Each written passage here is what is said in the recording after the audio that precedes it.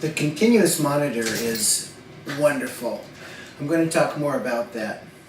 Continuous glucose monitor is now absolutely essential.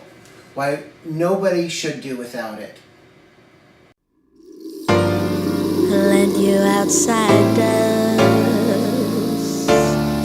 Am I new but do? Hi, it's Aaron with Diabetes. Today I'm going to show you my Dexcom. It's saying to replace sensor soon. But I want to go over these graphs with you. I woke up and took some insulin because I'd been creeping up all night long. So you can see this long, slow creep up. Now that would normally indicate that my basal rate was off because that's overnight. But I had eaten a lot of protein. So I believe that's why. And this is one of the reasons why you shouldn't change your basal rate to really on your own. That should come, basal rates should be changed by looking at many days. Okay, so here's the 12 hours. And so I creeped up, and then when I woke up, I took some insulin and brought it down. And then I was concerned it was, no, I brought it down and I took some more insulin and ate some food. And then it was kind of creeping down while I was out at the store. And so I decided to eat some of their free samples that were offered. And that, boom, it went way up. I thought it was a small amount of food that I didn't need to actually dose for because it was going down. I thought it would just be corrective.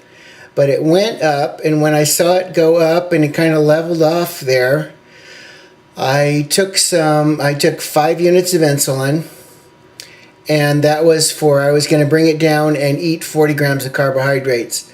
Okay, so I came down and I didn't eat. I forgot to eat. So it was coming down, and then I went into the spa and started working out, and it kept coming down.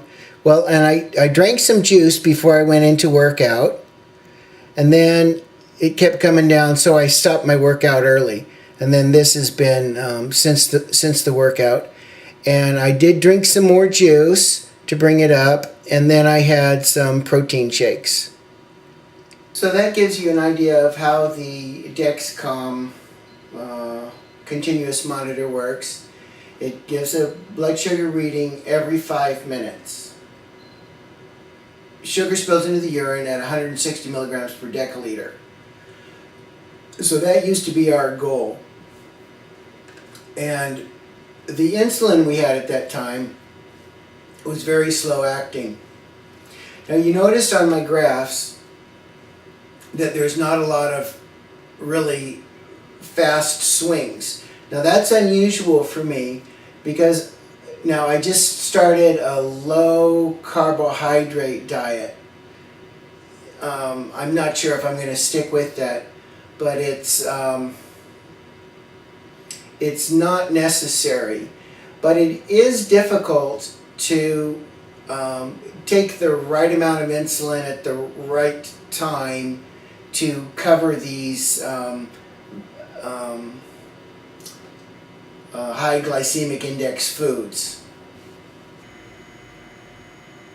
Hi, it's Aaron with Diabetes. Here's a CGM graph that doesn't look so good.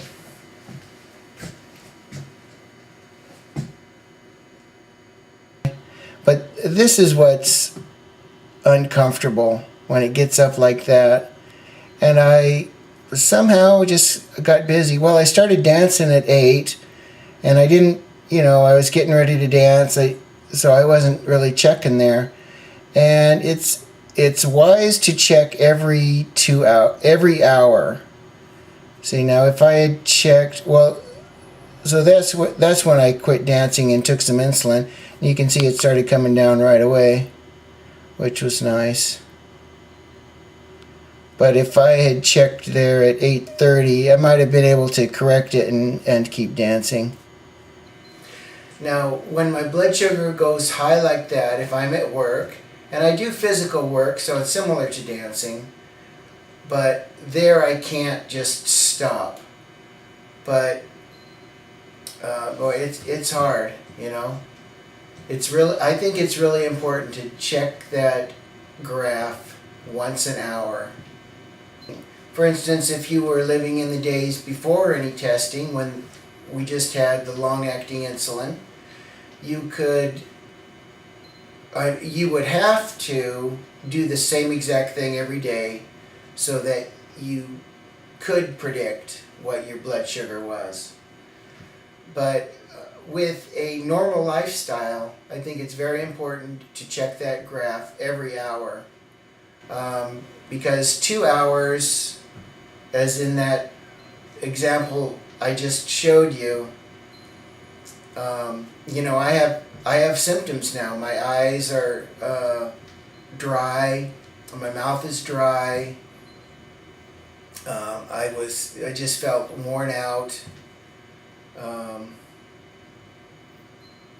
Not fun, but that's living with diabetes.